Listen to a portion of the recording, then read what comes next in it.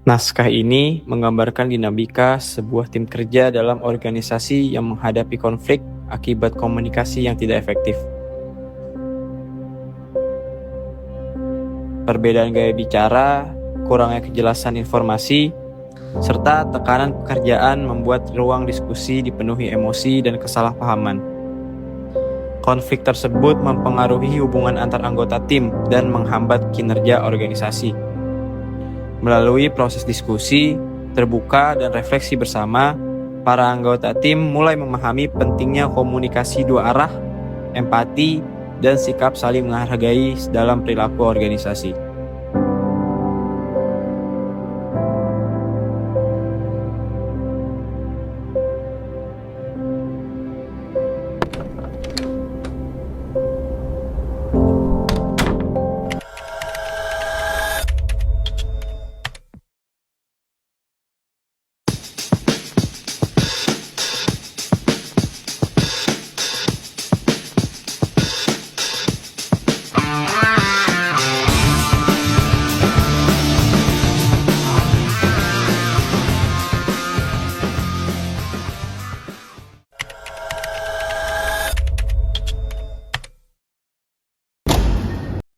Selamat siang semua.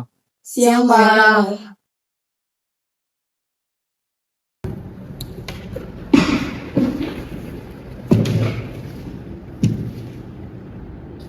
Baik. Terima kasih semua yang sudah hadir pada rapat siang hari ini.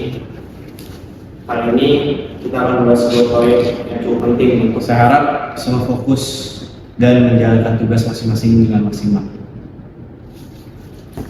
Pembagian tugas sudah saya kirim di grup WhatsApp. Deadline kita dekat, jadi saya minta semuanya langsung menyesuaikan yang sudah saya kirim. Berarti tidak ada jadwal perubahan ya, Pak? Tidak ada, kita harus disiplin.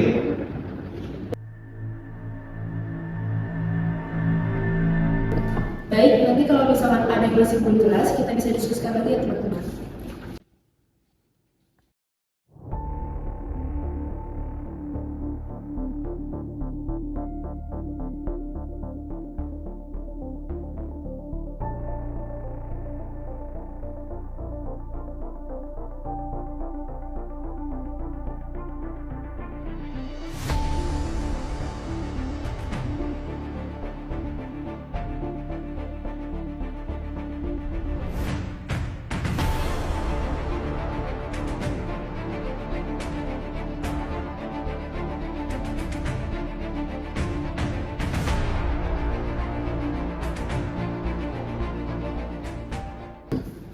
Baik, saya rasa sudah cukup juga rapat hari ini dan teman-teman sekalian juga nggak ada yang mau bertanya, jadi saya akhiri aja rapat pada siang hari ini.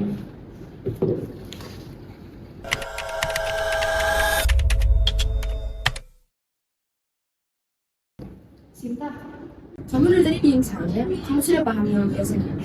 Sebenarnya aku agak dingin dan kali dasarnya kan harus diinstat ya. Aku alasan aja. Loh, kok masih diem, Bu? Ya aku sih mau ngurusin aja. Soalnya nih agak cepet banget penjelasannya. Aku takut salah. Kalau selalu dijelasin terus, mau sampai kapan selesainya?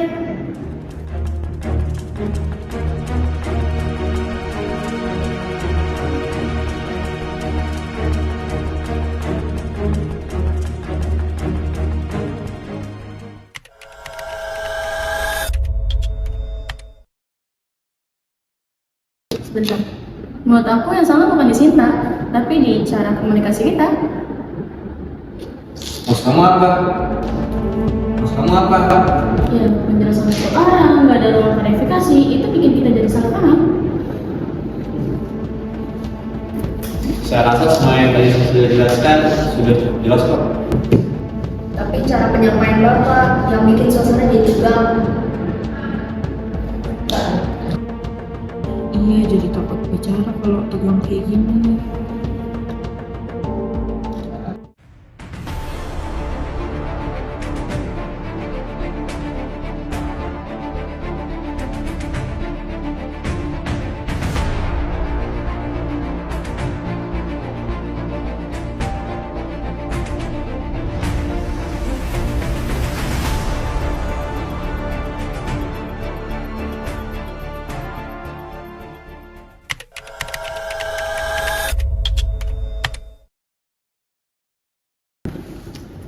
Dan teman-teman, kita kan satu tim. Kalau komunikasi kita seperti ini terus, kerja kita justru akan terhambat.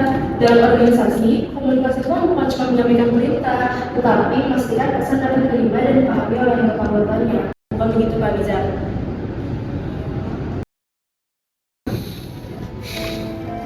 Mungkin saya terlalu fokus pada target sampai lupa dengan kondisi tim ini. Aku juga minta maaf ya kalau cara bicara aku terlalu frontal.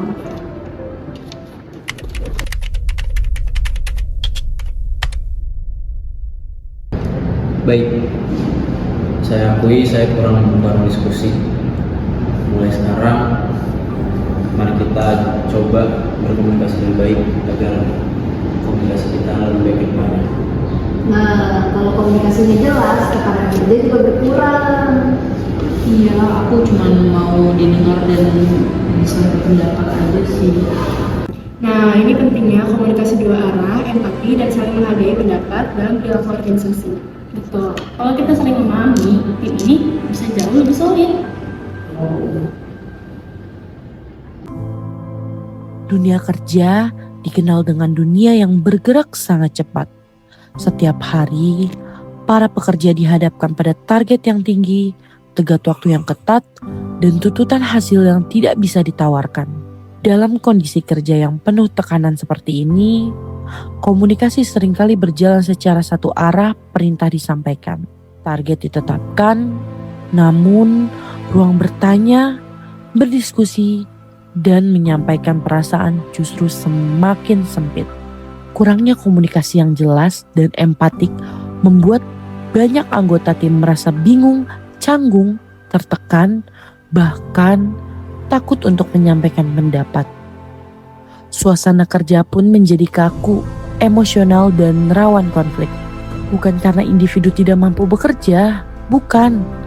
Tetapi karena pesan yang tidak tersampaikan dengan baik dan tidak adanya ruang untuk saling memahami antara satu sama lain. Melalui roleplay berjudul Ruang Diskusi yang Penuh Emosi, kami menggambarkan realitas yang sering terjadi di lingkungan kerja. Sebuah tim dengan latar belakang dan karakter yang berbeda harus menghadapi konflik akibat komunikasi yang tidak efektif. Roleplay ini menunjukkan bagaimana tekanan kerja, komunikasi satu arah, dan kurangnya empati dapat mempengaruhi hubungan antara anggota tim serta kinerja organisasi. Roleplay ini juga menunjukkan bahwa konflik bukanlah akhir dari sebuah kerja tim. Dengan komunikasi dua arah, sikap saling menghargai satu sama lain, dan kemampuan untuk mendengarkan, konflik dapat dikelola dengan baik dan menjadi proses pembelajaran bersama. Seorang pemimpin tidak hanya dituntut untuk mengejar target, akan tetapi juga mampu membangun komunikasi yang terbuka dan menciptakan rasa aman bagi timnya. Oleh karena itu, komunikasi yang efektif merupakan elemen penting dalam perilaku organisasi. Ketika setiap anggota tim merasa didengar dan dihargai, lingkungan kerja akan menjadi lebih sehat, harmonis, dan juga produktif. Bahkan di tengah kerasnya tekanan dunia kerja sekalipun. Namun, di balik konflik tersebut, terdapat pembelajaran penting bahwa komunikasi dua arah, sikap saling menghargai, dan empati merupakan kunci dalam menciptakan lingkungan kerja yang sehat, produktif, dan juga manusiawi. Inilah gambaran nyata perilaku organisasi dalam menghadapi kerasnya dunia kerja. Ketika ruang diskusi ini dibangun dengan empati dan rasa saling menghargai, tekanan kerja tidak lagi menjadi beban yang memecah tim, melainkan tantangan yang bisa dihadapi bersama.